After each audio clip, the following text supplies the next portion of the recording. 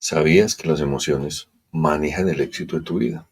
Quédate hasta el final del video y te contaré varias estrategias y formas que te van a ayudar a mejorar tu inteligencia emocional, a entender qué son las emociones y el poder que tienen en el gestionar y la toma de decisiones en tu vida. Soy Elkin Avendaño, CEO fundador de la Escuela de Liderazgo Master Coach y entrenador biocomercial y bioentrenador personal y profesional. Si no te has suscrito, te pido el favor que te suscribas acá en el canal, en el botoncito de abajo, para que cada vez que sacamos un video de este tipo, te pueda colaborar a seguir creciendo en tu vida personal y profesional.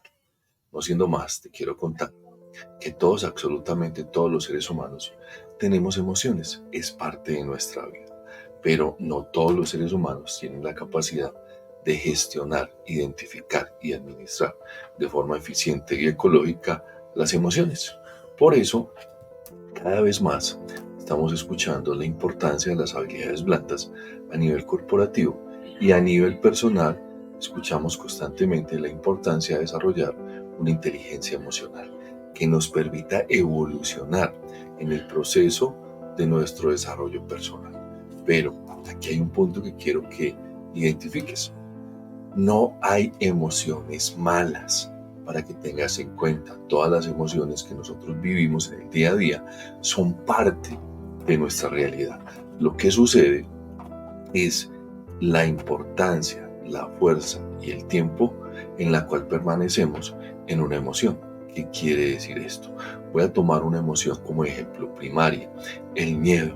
Y les voy a contar que si nosotros no tuviéramos miedo y nuestros antepasados no hubieran sufrido de miedo, nosotros no estaríamos acá, porque el miedo es una emoción primaria evolutivo que nos permite a nosotros sobrevivir.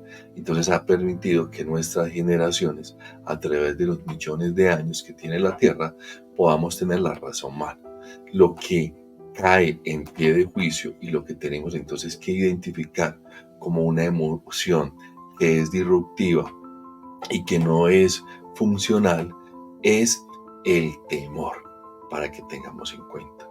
El pánico, técnicamente y clínicamente hablando, de lo que hablamos de crisis de pánico, que es lo que sufren muchas personas hoy en día, porque construyen en una visualización de forma inconsciente sucesos, momentos que ellos imaginan que van a pasar en su vida, pero que no son una realidad. Su cerebro no sabe qué es verdad o qué es mentiras, entonces empieza a generar una cantidad de neurotransmisores.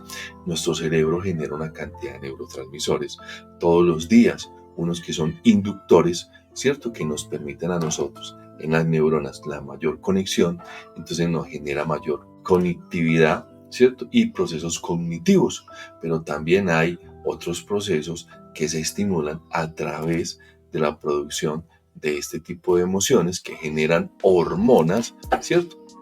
O neurotransmisores que son inhibidores. Me explico.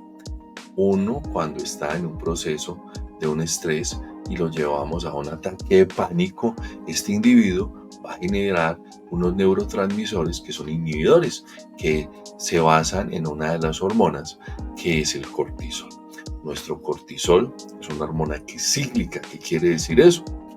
Que se produce en determinados momentos en el día, generalmente en la mañana, para que nuestro cuerpo empiece ese proceso de movilización y despertar. Entonces, ¿el estrés es malo? No, el estrés no es malo. Tener una sobredosis de estrés es lo que es malo, es lo que es disfuncional.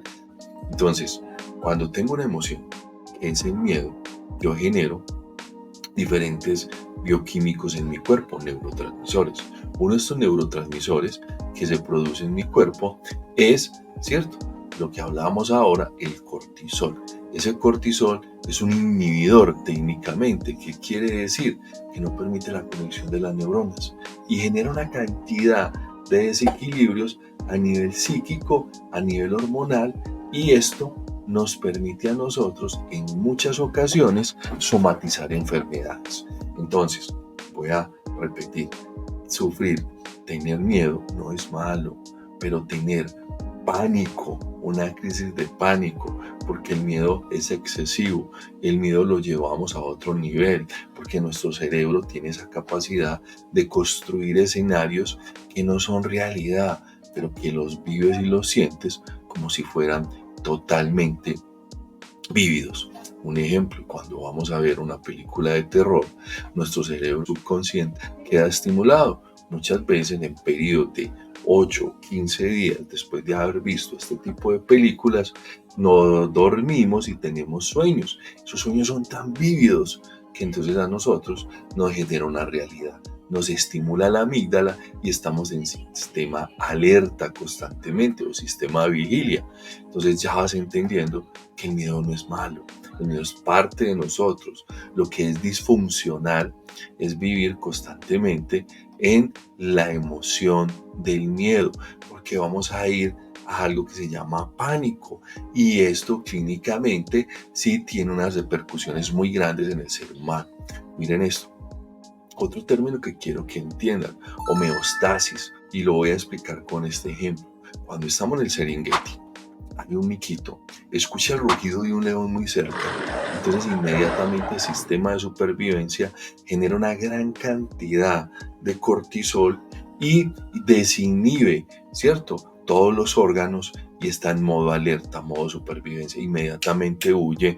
Miquito no se va a quedar de forma racional, yo voy a hablar con este leoncito, le voy a proponer un contrato, y ven que somos amigos, no, él huye inmediatamente, se pone en un refugio, se siente tranquilo, lo que conecta ese momento de pánico, ¿cierto?, con esa capacidad de supervivencia, se llama seguridad.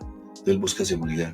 Pasan unos minutos y ese miquito genera homeostasis en su cerebro, es un equilibrio a partir de su sistema de bioquímicos, y el miquito vuelve a su estado natural, a su vida natural. Esto no lo tenemos los seres humanos.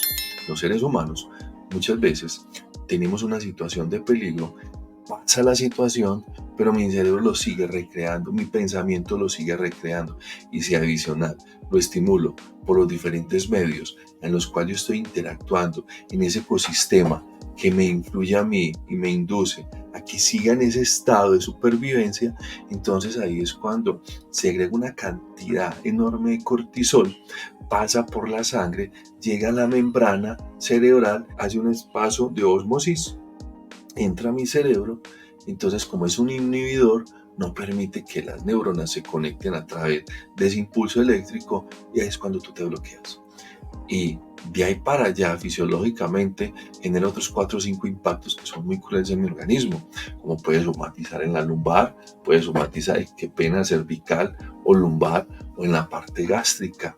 Entonces, todo eso se genera a través de una emoción que se permanece mucho tiempo en mi vida, y no tengo la capacidad de regularme a través de la homeostasis, como hablábamos de miquito, y seguimos construyendo esa cantidad de escenarios que lo que hacen es que estimulan aún más ese cortisol. Entonces, claro, esta parte de acá, que es el córtex prefrontal, que se toma decisiones, que tiene esas funciones ejecutivas, se bloquea, y yo estoy en estado de supervivencia. Cuando estoy en estado de supervivencia, el ser humano tiene 3 opciones: ataca, huye, se bloquea. Y cuando tú expones demasiadamente al individuo a este tipo de situaciones, lo puedo llevar a un desequilibrio. Miren, yo soy ingeniero informático, entonces cuando nosotros hablábamos acerca de los virus que se llevaban muchas veces a los almacenamientos de los discos duros y generaban que rotaban mucho más rápido la velocidad de la lectura, mucho más rápido la capacidad de producción de hormonas. Entonces es lo mismo haciendo el paralelo.